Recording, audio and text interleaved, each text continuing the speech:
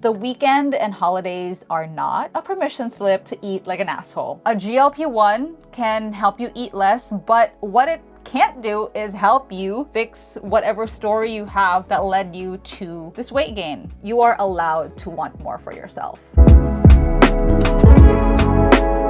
Hi everyone, my name is Mima. I used to be obese. I lost all of the weight through a combination of GLP-1 medication, a whole foods diet, and weightlifting. I am now an endurance cyclist, and I've been off of GLP-1s for over a month and a half now. So the last few videos I've put out have basically been about my journey off of GLP-1 medication and what's been involved with maintaining my weight off of the meds. I know a lot of people are anxious and stressed and scared about what's in store for them if they do get off the medication, or if they will lose access to the medication because of insurance and all of that crap that we have to endure as people who live in America, which is why I am continuing that conversation around maintenance off of the GLP-1 medication with today's video. The format is going to be a little different. We are going to be reacting to a video put out by a creator called Jasmin Flowers. She recently put out a video about gaining weight now that she's, I think, like 3 months off of the medication at this point. And I mentioned it briefly in my introduction that I have been off of GLP-1 medications for about 6 weeks now. But for those of you who are new here, hi. Here is an overview of my GLP-1 journey. I am 5'3" tall, and at my heaviest, which was 185, I was definitely class 1 obese, also pre-diabetic, had high cholesterol, and was at risk for gestational diabetes and was very likely to have a difficult pregnancy. I joined a medical weight management program here in the hospital system that's in our area, and then started on Zepbound or tirzepatide in September of 2024. I remained on a low dose for the entirety of my GLP-1 journey, basically 5 milligrams, which is like one level up of the starter dose, which is 2.5, and I lost a total of 65 pounds in, I would say, over 13 or 14 months. So my maintenance weight is at 120, and I fluctuate now between like 117 and 120. During the time that I was on the medication, I basically changed my life. I switched to an 80-20 whole foods diet from a majority ultra processed food diet. I also started a serious strength training program, and I added cardiovascular exercise to my daily routine, which is endurance cycling. Because my initial reason for weight loss was basically to have a happy, healthy, comfortable pregnancy, I already had a number of tapering off options that my doctor and I had discussed for a while now to prep for pregnancy. But then my last shot on October 25 ended up actually being my last tirzepatide shot. And I have a whole video about how that happened, why that happened. So please go do check that out if you're interested in knowing how I accidentally got off of my GLP-1 medication. So in that sense, I do relate a lot to Jasmin's story, given that it's hard to maintain the weight, especially if the tool that you've used to help you get here is now gone. But I do want to emphasize the fact that I feel like I am incredibly privileged in that I have an entire medical team behind me, my obesity doctor, a dietitian, a psychiatrist, my PCP, my OBGYN, and my cardiologist that are basically like one MyChart message away. So I have a lot of help surrounding me. I have a lot of support surrounding me, and that I don't think is the case for many people. But it is actually through these kinds of videos that I am actually able to share the knowledge that they have, the expertise that my medical team has, to other people, you guys who are interested in this topic, because this information is often really, really hard to come by. So I do hope that this is helpful for you guys. And I do want to say, though, as a huge disclaimer, that I am not your doctor. I am also not Jasmin's doctor. I am not in any way, shape, or form licensed in any state in the United States, any country of the world to practice medicine. I am only talking from experience here. And also, again, what I learned, all of the stuff and invaluable information that I have learned from my medical team. So nothing in this video, please don't take it as medical advice. Nothing in this video is medical advice. Please don't take it as medical advice, but see it as rather an opportunity to learn and to inspire questions that you can ask your own doctors, your own healthcare providers, that, you know, the questions that may arise as you watch this video. With that said, let's move on to reacting to this video, shall we? Hey guys, what's up? It's me, Jasmine, and welcome back to my channel. I always like to start off these vlogs with a little bit of background info for anyone who might be new here. I have been on a weight loss journey since January 1st of 2024, and for the majority of that journey I was utilizing a GLP-1 compound, tirzepatide. I recently came off of my GLP-1 about 2 months ago, and I document my weight loss journey here. I share my weekly weigh-ins and other weight loss related content, so if that is something you're into, be sure to hit the subscribe button. Today we are going to be going over my November recap for weight loss, and I'll be sharing my body shots and measurements and all the things. Alright you guys, let's go ahead and move right along to the recap, and I'm going to start with my weigh-in, and I am just going to be upfront with you guys. It wasn't a great month. It wasn't a great month, but were we expecting a great month? I don't think we were, but anyways, let's just go over the numbers, okay? So on November the 1st, I had weighed in at 197.8. Mind you, the scale was up. For any of you who missed October's recap, I did gain weight in the month of October as well, but I weighed in at 197.8. As of December the 1st, which was yesterday, I weighed in at 204. And so yeah, that is a total gain for the month of November. I gained 6.2 pounds. And yeah. I do want to remind folks that weight does fluctuate, and I said this in my video about accidentally getting off of GLP-1 medication, that I weigh myself every day. Not because I'm obsessed with a scale or whatever. I like to see the weight trends. It is really in the weight trends that you actually know what your true weight is, because our weight fluctuates on a day-to-day basis. So 6 or 7 pounds does seem like a lot of weight. Like, it does seem like a gain and not like a fluctuation. But also, each body is different, so I don't want to assume as well. It would have been nice to actually hear about her weight trend on a day-to-day basis and see the graph. And let me just pop the graph that I have for mine super quickly. Since I got off GLP-1 medication, I've been maintaining ever since. So, but yeah, anyway, just as an FYI for folks who weigh not super often, there's so much fluctuations when it comes to weight in our day-to-day lives that, yeah, what you're seeing might not actually be your true weight. Yeah, I'm going to talk about all the things and my feelings and stuff, but let me just get through the rest of the numbers and the measurements and everything.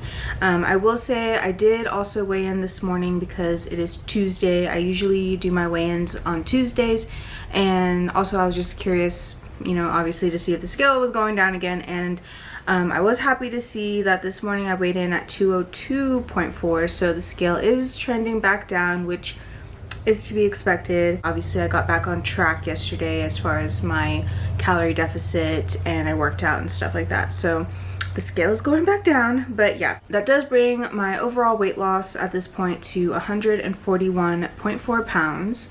Now I'm just gonna... And that's a lot of weight. Like, that's just a lot of weight to lose. So kudos to Jasmine, because it's amazing. Like, 141 pounds, that's amazing. There's literally nothing else you can say about that other than that is amazing, amazing work. But yeah, that is incredible work. Really, really kudos to Jasmine. It's amazing what she's done.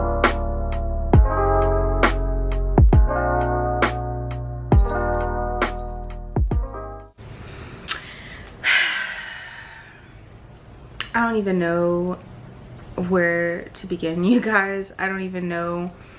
Honestly, I have a lot of like shame right now just having to come on camera. There there's just so much shame that's wrapped up in our weight, whether you're losing weight or gaining weight. It's insane, especially for people who took or are taking GLP-1 medication now.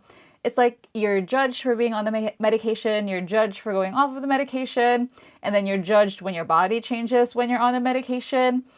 When you're gaining weight on the medication, you're being judged. Like, it's insane. It's like people are not allowed to be human and to gain access to things that are available and indicated for things such as weight loss. I went on a rant about this in one of my videos, another reaction video, but yeah, these medications are indicated for weight loss. You should be using it for weight loss. Should you also be doing the work around it, the mental and physical work? Yes, but there should be no shame around taking these medications. And there should be no shame in having setbacks, in gaining weight while you're on or off the medication. It's part of the human experience. We are imperfect people. And I know it's a very, very common feeling to feel shame, especially when you're like Jasmin, who, you have a platform and you are documenting your journey publicly. But yeah, yeah. And address an audience about my weight gain on the internet is not an easy thing to do. And I feel like I did this same video last month. Last month was actually the first month out of my entire journey since I started back in 2024. It was the first month that I actually gained weight. Up until then, I had lost. Yeah, that can be jarring. I feel like I said, I weigh daily, so I do see my scale go up and down, up and down. Like, for the past week, I've been 116 or 117, and then today it was 114, and then tomorrow I wouldn't be surprised if it's 118. Like, it can be really jarring, especially if you're at the stage where Jasmin and I are at. Like, the tool that we've used to help us get to this point is now no longer in our toolbox. We're no longer using it. So there is that subconscious fear of that regain, because everyone is saying you're going to regain the weight, you're going to regain the weight, you're going to regain the weight. So it is tough. It is tough. And I just hate all of the stigma and the shame surrounding this. Lost weight every single month for like the 21 months it had been. And then I want to say in September, I want to say in September I didn't lose anything at all. It stayed at like 0. And then October I gained. And then now November we've gained again. So yeah, I definitely am feeling pretty shitty about it. I'm not gonna lie. It really does suck to see the scale inching up. And I don't really have like any excuses, you guys. Like, I'm not the type of person who's gonna come on here and act like I am doing everything correctly and I don't understand why the scale is going up. Like, if I'm being so completely honest, I know exactly why the scale is going up. I have been struggling with my, I'm not gonna say the word because I don't want to get demonetized, but I have been struggling with basically overeating. A lot of it is. And I honestly appreciate her for saying this, because this level of honesty is really actually pretty huge. This kind of honesty is actually, I think, the first step in not being stuck in where you are, in a place where you don't like. But here's the key that a lot of people miss, like at the step after actually acknowledging the fact that there are no excuses to this. The key is there is a difference between taking responsibility for that and beating yourself up about the fact that you have no excuses. So just keep that in mind, is that it is good to have no excuses, to have honesty in why you are where you are, but then you have to take that next step and take responsibility for your actions or non-action. It's happening on the weekends and also on the holidays and on my birthday. I did have my birthday in November, and that whole weekend I ate like an asshole. And then obviously we had Thanksgiving, which in my last weigh-in vlog I talked about how I don't even like Thanksgiving food, so I wasn't super worried about overeating.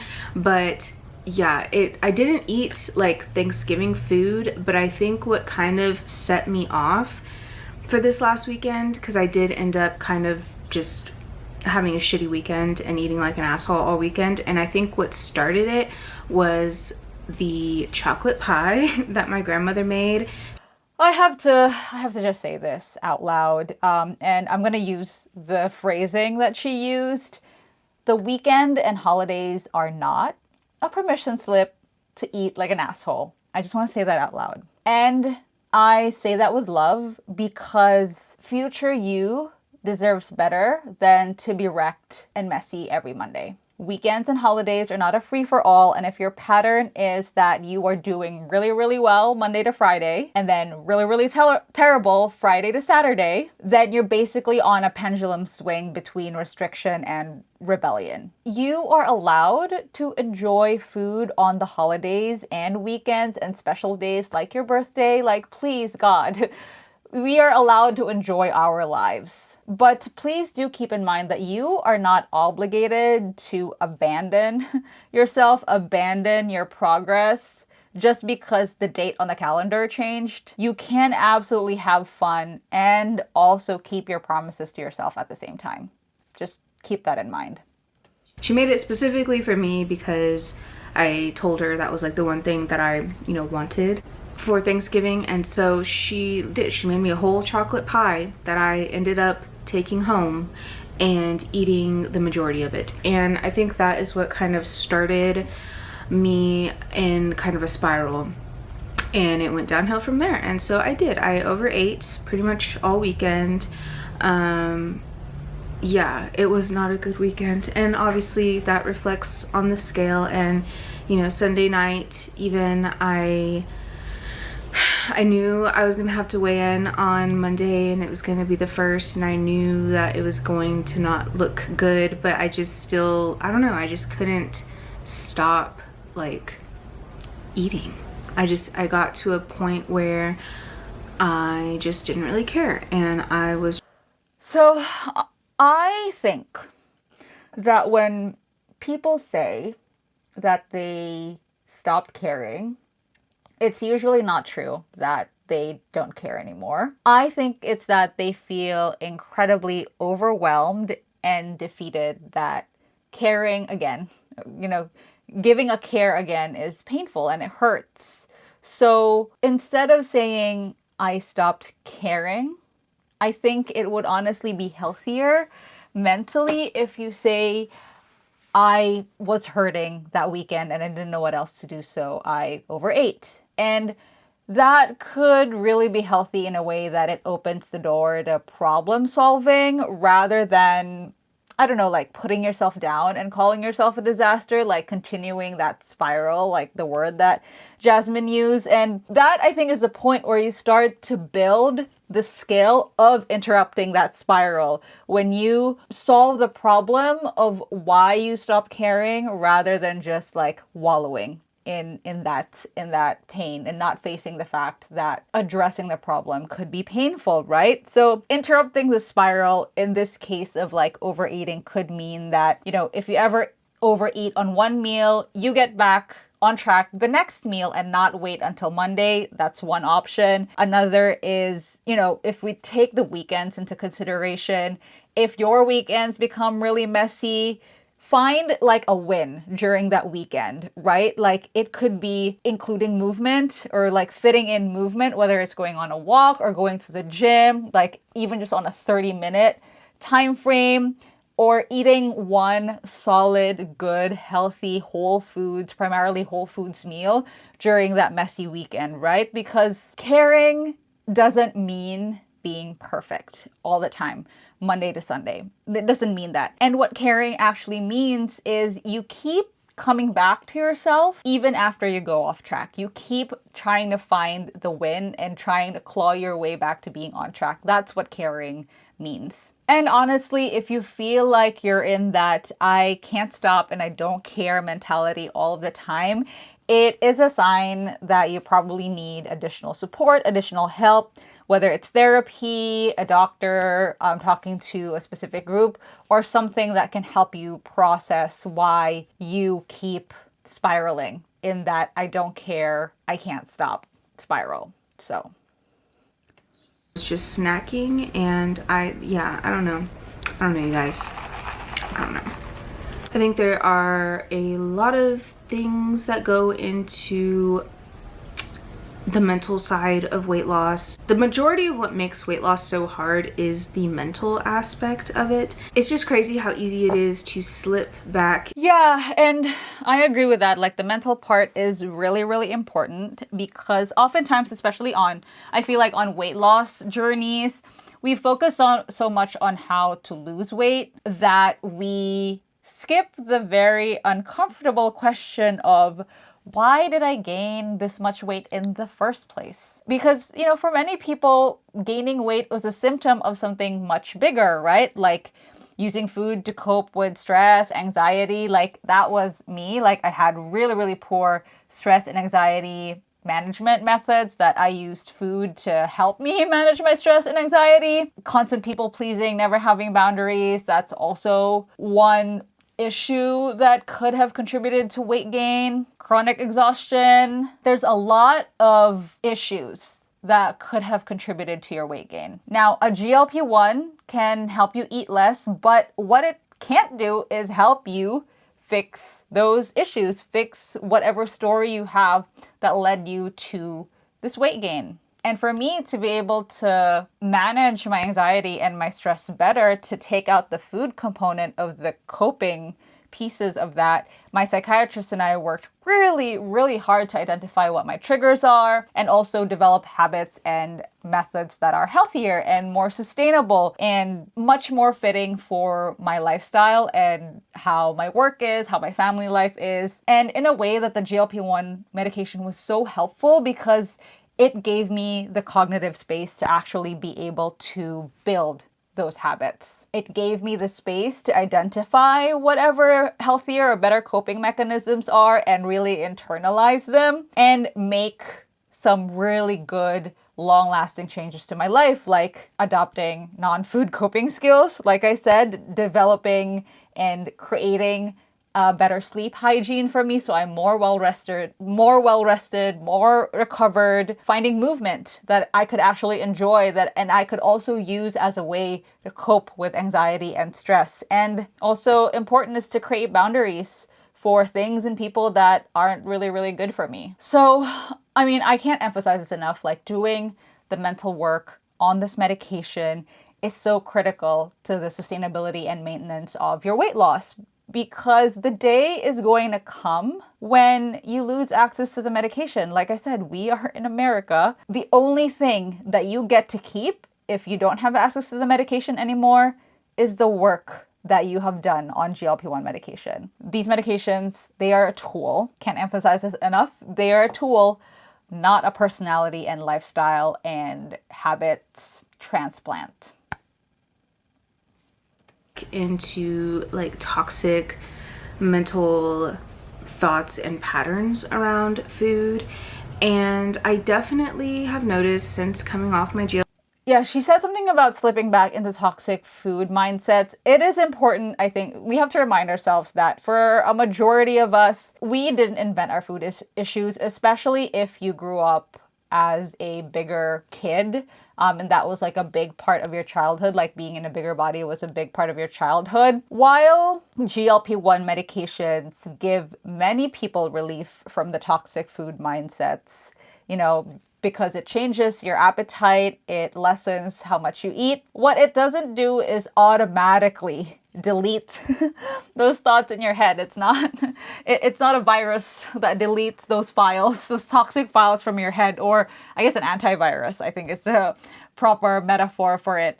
And again, this is why doing the mental work on the medication is so important, because when you have that space, when all that noise in your head is dulled or gone for a lot of people, you have this great opportunity, this open window to unlearn these toxic mindsets and replace them with healthier ones. So again, these meds may help you eat in a calorie deficit, so may help you lose the weight, but it's the mindset work. The mindset work that keeps you from locking yourself back in the cage of that toxicity.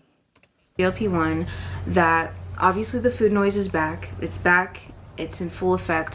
One thing I will say though is that this time around, you know, coming off the GLP-1, I am able to recognize that I'm having food noise. Like, I'm aware that I am thinking about food all day and that that's like not normal, but sometimes it's just hard to like not cave and like not give in to the cravings. You know, sometimes I do well and I'm able to, you know, stay the course and I hear the food noise, but I'm able to just ignore it and do what I gotta do. And honestly, most days it's like that. Like, I would say Monday through Friday I do really well. Like, Monday through Friday I usually do really well. I eat my deficit, I go to the gym, and I do have the food noise, but I'm able to kind of ignore it for the most part. It really is like on the weekends, and then I would say like around special events like my birthday, holidays and stuff, where there's other people around who are indulging in food and treats and stuff. And I feel like on the weekends too, like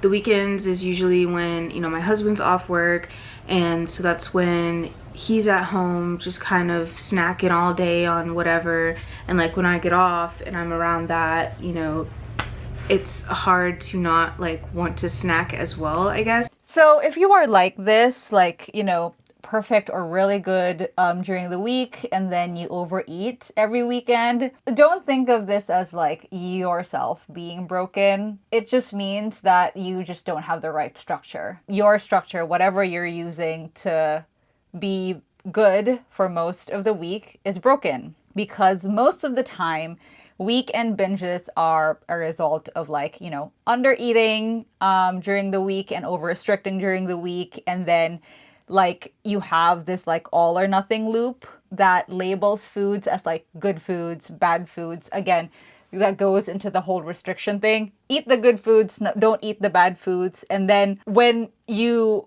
eat the bad foods, you have this I'll start again on Monday mindset. So it's kind of like this loop, everlasting infinity loop that happens in your brain. So instead of thinking about this in sort of like a willpower kind of thing, or like a function of willpower, change the pattern, right? You have the ability to change the pattern by building better structures. And that could be eating real meals with really good sources of protein during the day, planning your fun foods throughout the week and, you know, planning them with purpose, and deciding in advance, like have that mindset that if you get off of your routine, get off track, you go right back to your normal routine after overeating one meal. Like just having that in your brain that you are going to do that for yourself. Weekend you and weekday you, they are the same person. It's not like you're having a personality change on Friday night, right?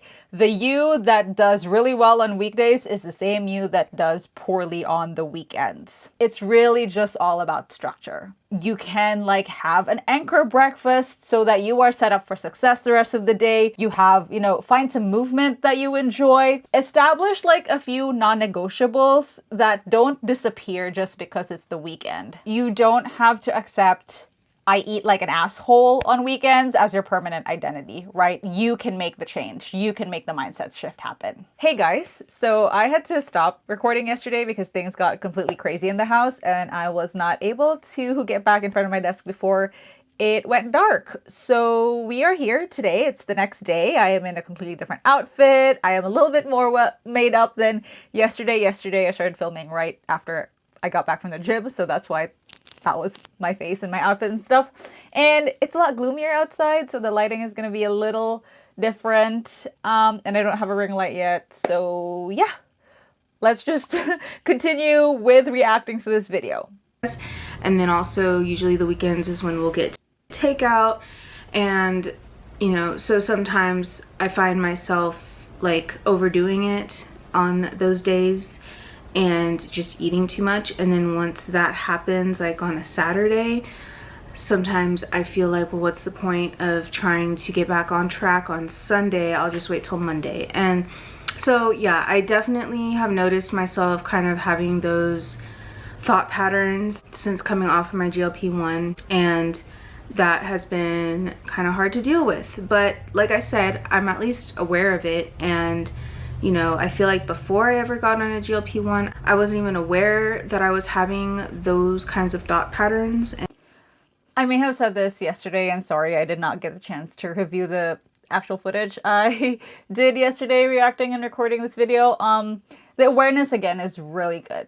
It's really good to be aware of which part of this process you're doing wrong, what toxic mindsets you have that are hindering you from moving forward and achieving progress in this journey. But there is a difference between awareness and taking responsibility, from just being aware of what you're doing and the action to actually fix what's wrong with what you're doing.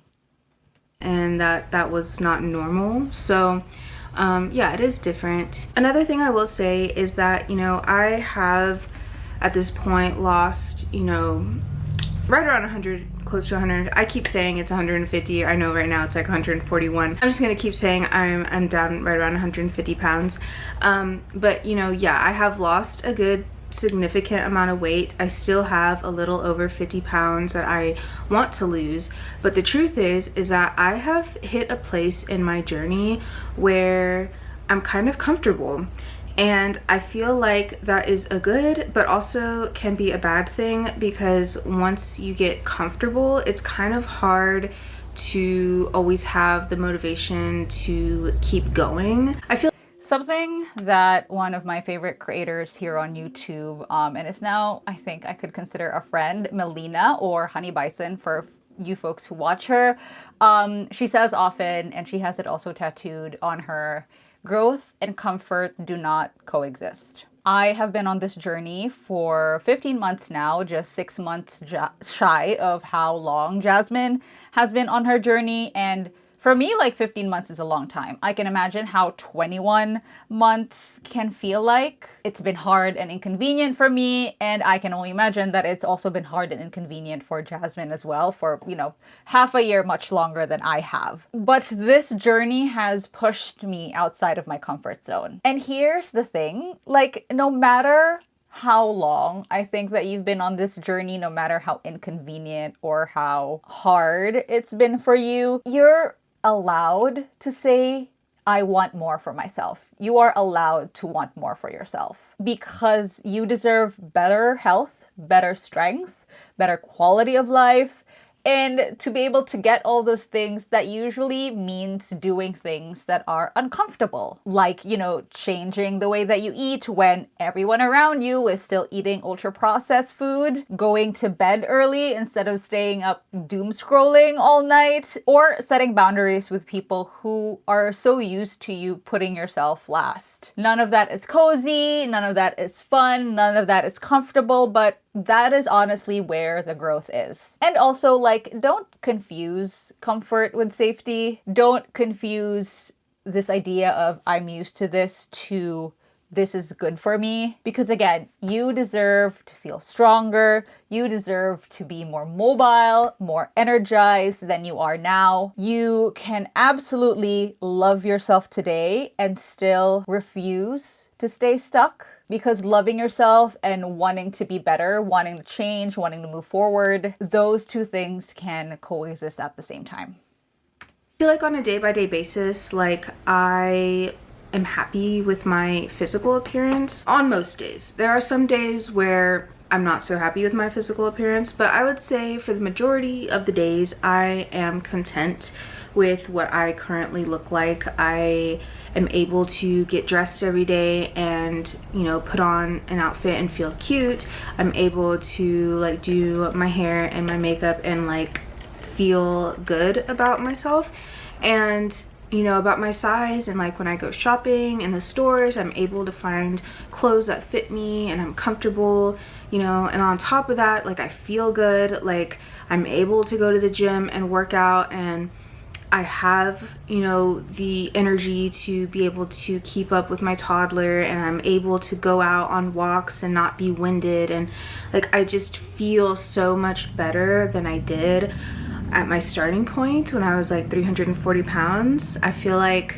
I am a completely different person. And so it's like I'm in this place where I'm like happy with where I'm at, and sometimes that just makes it hard to want to keep pushing, to keep trying to lose the weight. But there is so much more out there, right? Like, she is still not at a healthy weight, and that could still bring complications down the line, you know, the older that you get. There is still a better to be had. So yes, I know that there is some level of exhaustion and frustration with having been on this journey for a while. But again, you can love yourself, love where you're at right now, be happy, be proud of the achievements that you have had, but refuse to stay stuck in this place where it's still technically, medically, not the healthiest place for you. And I feel like, you know, I obviously realize I am still like very much overweight. I think I'm still classified as like obese at this point. I'm not even like in the overweight category. According to my BMI, I'm still obese. And so I know that I need to get this last 50 pounds off. Like, I know I would feel even better if I did it. But I'm not gonna lie, like, I've been kind of just living life at the same time and kind of just enjoying my life. And I feel like, especially around this time of year, it's easy to get sucked into enjoying your life a little bit too much and maybe putting weight loss on the back burner. And, you know, for me, I feel like it's kind of hard because I am sharing my weight loss journey on the internet, and so I do my weekly weigh-ins and I do these monthly recaps, and it's like, in a sense, I am having to be held accountable for my actions and, you know, for my weight loss or weight gain or whatever. I've been on this journey now for almost 2 years straight, just focusing on trying to be on a weight loss journey, trying to eat in a calorie deficit, like, and you know, it's a long time. It's a long time to do that, and to still not be at my goal weight is honestly kind of frustrating. But let's just put that into perspective though, because she had a lot of weight to lose, right? If you were going to lose weight 1 pound a week, there are 52 weeks in a year, you would be losing 52 pounds in a year. 2 years, almost 2 years, that would be 104 pounds. So she's kind of like at that average, which is great for someone who has so much weight to lose. So I can understand the frustration, but also losing a lot of weight takes up a lot of time. It takes up so much time. It's a lot of hard work. You unfortunately, even with GLP-1 medication, can't just melt the fat away. But at the same time, I'm trying to give myself grace because I realize, you know, losing 200 pounds is not an easy feat. Yes. And it does take time. Let her finish. And I don't know what's really going on with me. I think like I said, I think I've just kind of hit a place where I am comfortable, and so maybe like subconsciously I am like, you know, holding myself back from reaching my ultimate weight loss goal. I don't know. I've heard some people talk about that, how it almost is kind of scary, like once you get closer to your goal weight, and some people have a tendency to like self-sabotage just because they like, I don't know, it's like a subconscious thing. And so part of me wonders if I'm doing that. I feel like I really want to unpack this idea of self-sabotaging, because I've actually always felt that self-sabotage is kind of self-protection in disguise, if you know what I mean. I feel like it's your brain going back to what it knows, because being in a smaller body is like so unfamiliar, right? And the thought of what is unfamiliar and failing to get to that, the thought of failure is really, really scary. So I think what needs to happen is that you really need to ask yourself, like, what part of me is scared of this working? Like, where is that fear coming from inside of me? And I think that once you name that thing, you can kind of like hold it concretely in your hands, so to speak, and work with yourself to be able to overcome that fear, instead of constantly in the spiral of working against yourself, right? The self-sabotage spiral. Because again, growth and comfort do not coexist. You have to face your fears, all of these uncomfortable things head on if you want to grow, if you want to progress in any of these journeys that you are in. But what really matters in this journey, especially in this, the weight loss journey, to me is more than just losing weight. It is actually a lifestyle transformation journey. What is important in this journey is actually how you continuously take the steps to move forward, overcome those fears, overcome those doubts, instead of taking steps back.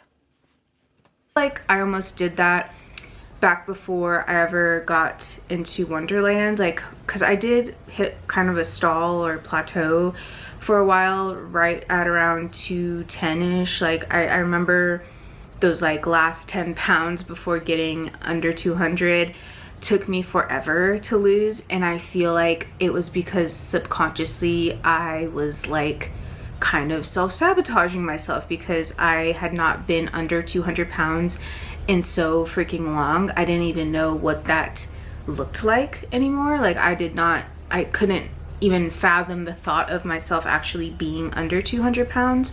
And so now that I am where I'm at, the thought of me actually losing this last 50 pounds and being like in the 130s, I can't even fathom what that would look like.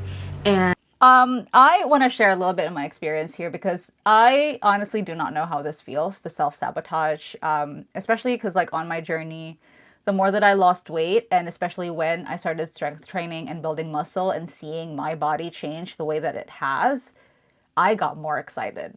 Like, I just felt so much better, both internally and externally. I liked what I saw in the mirror a lot. That it got me really excited. It made me push even harder to keep up with my routines and keep up with my habits that my mindset had been at. I can keep going. I can push even harder. And that's what led me to actually do endurance cycling, because there was a part of me in my body that says you can do more. You can push more. So I may not know how this feels like, but I also do believe that you can actually skip the part of self-sabotaging and go to the part of even more self-enrichment and just actually knowing that your body can do so much more. And it is kind of scary because I just feel like, yeah, that's not somewhere I've ever been in my adult life or even as a teenager. I think as a teenager, the lowest weight I ever remember getting down to in high school was like in the 150s. And even at that weight, I still thought I was like fat. I was chubby. I wasn't fat. Let's get that straight. But yeah, I've never been like a healthy weight range. I've always been at least overweight. So it's kind of like, I don't know, am I keeping myself from getting there? I don't know. Maybe. Because I feel like I take one step forward and 2 steps back. Like 2 weeks ago on my weigh-in video, I had lost like 7 pounds in a week. And then the very next week, I gained, I don't know how much of that back. Like, yeah. It's a roller coaster, guys. It's a roller coaster. I'm up and down, and it sucks. But one thing I will say is that I am not going to give up, and I do want to thank so many of you who have been in my comment section, just so encouraging and, reminding me of how far I've come and not to give up. And I want to say I really appreciate you guys, and I see you. And I want to say to everyone who is on a weight loss journey with me, I am so proud of us, because this is the hardest freaking time of the year to be trying to lose weight. I feel like most people, they just kind of give up at the end of the year. Most people are like, I'll just start over on January 1st, but not us. Not. Okay, I am going to stop there and close out the video with a little pep talk. First of all, I am really glad and thankful for creators like Jasmin for being super vulnerable and raw and open about this journey on the internet. Basically, it is scary, and as she said in her video, like, it can be scary having this platform where you are held accountable to actually reaching your goals, right? This stuff is so messy, it is so emotional, and I can understand how much anxiety and stress and, sometimes fear that comes along with it. But I do want to leave you with this very, very important point that I want to emphasize. GLP-1s are a tool. They are not the work. They can absolutely quiet the food noise. They can absolutely regulate your appetite. But it is important for people to remember that GLP-1 medications do not live your life for you. They do not move your body the way that your body needs to be moved. They do not change your diet from 70% ultra-processed food to 80-20 whole foods. They don't fix your sleep. They don't regulate your stress and anxiety. And they absolutely do not heal why you gained weight and you were overeating in the first place. I say that wholeheartedly as someone who used GLP-1 medications as a tool and then put that tool down. I have been off of Zepbound to tirzepatide for over a month and a half now, but my weight has stayed stable. And that is because while I was on GLP-1 medication, I built the systems, the habits, and the discipline that will outlast the prescription. I shifted from a 70% ultra-processed food diet to 80-20 whole foods. I am doing consistent strength training now 3 times a week. I have amazing cardiovascular exercise through endurance cycling training. And I now have an absolutely completely different mindset about what it is to be in a healthy body and what it means to actually be a healthy person. I am absolutely not living in the terror of regaining the 65 pounds I have lost now that I am off of the medication, because I know I am not relying on this shot anymore. I am relying on those habits and those systems and the discipline that I've built while I was on this medication. So if you want to keep the weight off, there is absolutely no two ways about it. There's no way around it. You have to do the work. And honestly, what's the most amazing thing about it is that the work pays you back in a million other ways that has absolutely nothing to do with the scale. It pays you back in strength. It pays you back in energy. It pays you back in confidence. It pays you back in endurance. And it pays you back in long-term health. So if you are watching this and if you are on a GLP-1 medication, use this time, use this season, this opportunity that you have the medication as a tool to build something that you can maintain without the tool, because you'll never know when you lose access to it. But if you are right now off of GLP-1 and you are scared, or, you know, in the next couple of weeks, you will not have access to it because we are in a new year and many insurances have taken GLP-1 medications off of their formulary, please know that you are absolutely not doomed. Start where you are right now and build it one brick at a time. The medication can start the change. It can make starting the change a lot easier, but you are the one that keeps it going. If you want more support on what maintenance off of GLP-1 medication looks like, may it be through weightlifting, a cardiovascular exercise like running or riding, what you're eating, mindset shifts, hit subscribe, tell me where you're at, write it down in the comments below, or you can also connect with me over on Instagram. Here is my handle. You do not have to figure this one out alone. Thank you so much for joining me today. Thank you so much for spending your precious time with me. I'll see you in the next video. Till then, happy riding.